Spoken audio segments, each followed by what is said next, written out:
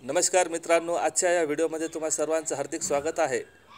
मी आहे तुमचा मित्र राजू पवार। मित्रांनो, आपला भारत देशामध्ये डेमोक्रेसी नांदते असं प्रत्येक जण म्हणतात, पण डेमोक्रेसीची पूर्ण वाट लागलेली आहे असं तरी मला वाटतं। कारण प्रत्येक वेळा महिलेलाच इथे पाठिंबा दिला जातो।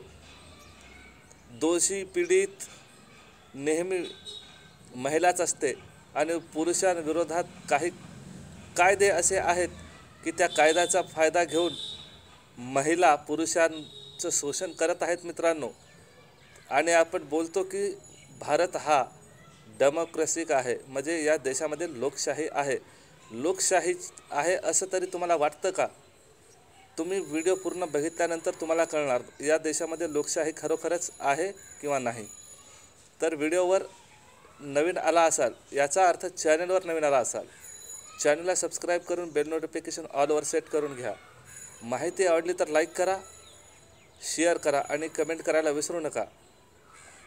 तुम्ही कुठल्या ठिकाणाहून व्हिडिओ बघत आहात, तुमचं नाव आणि शहर लिहायला विसरू नका, जेणेकरून मला समजण्याकरिता फायदा होईल। म्हणजे कोण आणि कुठून व्हिडिओ बघतात याचा फायदा माझ्याकरिता होईल। मित्रांनो, गेल्या काही दिवसापासून सोशल मीडियावर एका व्यक्तीचा व्हिडिओ फार व्हायरल होत आहे। ती व्यक्ती आहे अतुल सुभाष।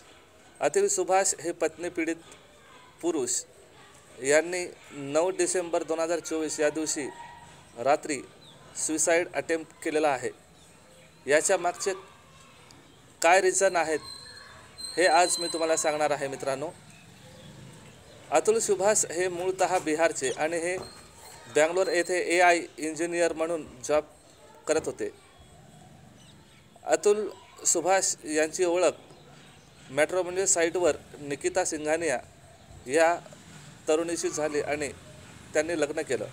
2020 मध्ये यांना एक मुलगा झाला आणि ती प्रत्येक वेळेला अतुल सुभाषकडे कुठल्याही कार्यक्रमामध्ये 6 साडी आणि एक गोल्डन सेटची मागणी करत आणि पतीने पत्नीची तीही इच्छा बऱ्याचदा पूर्ण केली। याचाच फायदा घेऊन सासरवाडीच्या लोकांनी, म्हणजे अतुल सुभाषच्या सासऱ्याच्या लोकांनी अतुल सुभाषकडून भरपूर पैसा उकळण्याचा प्रयत्न केला आणि अतुल सुभाष यांनी पैसे पण दिलेत। पण 2021 मध्ये अतुल सुभाषने सासरवाडीला पैसे देणं बंद केले। तेव्हा निकिता सिंघानिया हिने 1.5 वर्षाच्या मुलाला घेऊन ती नेहमीच करता माहेरी निघून गेली आणि अतुल सुभाष यांनी घटस्फोटाची मागणी केली असता अतुल सुभाष यांच्या पत्नीने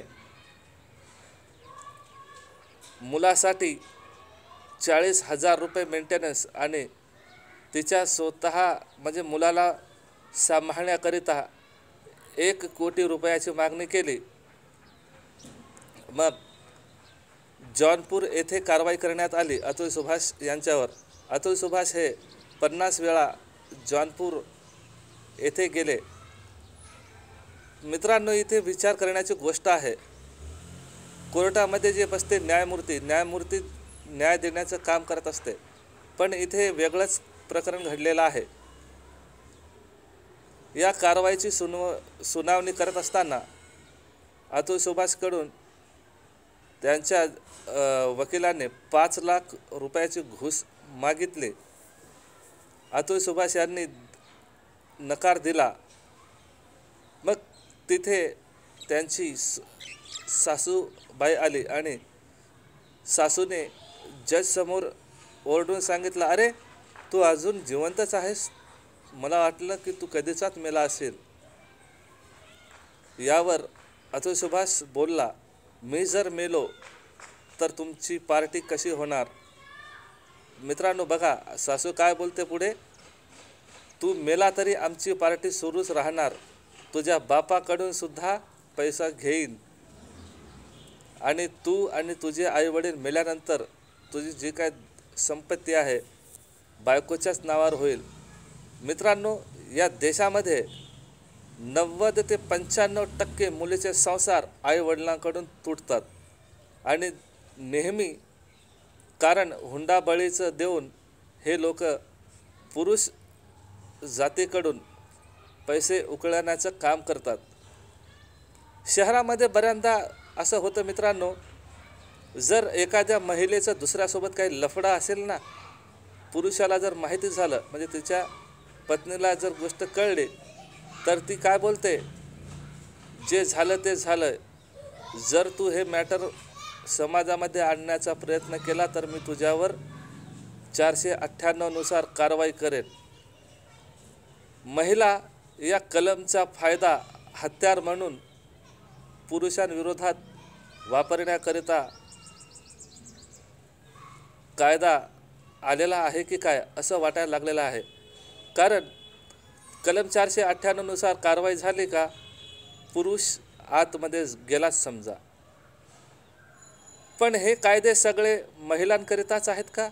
जर एखादा पुरुष जर पीडित असेल त्याने कुणाकडे मागावं, कुणाकडे याची दाद मागितली पाहिजे?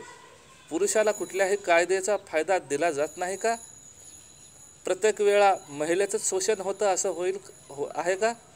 महिलांकडून सुद्धा पुरुषांचं शोषण केलं जातं कलम 498 नुसार.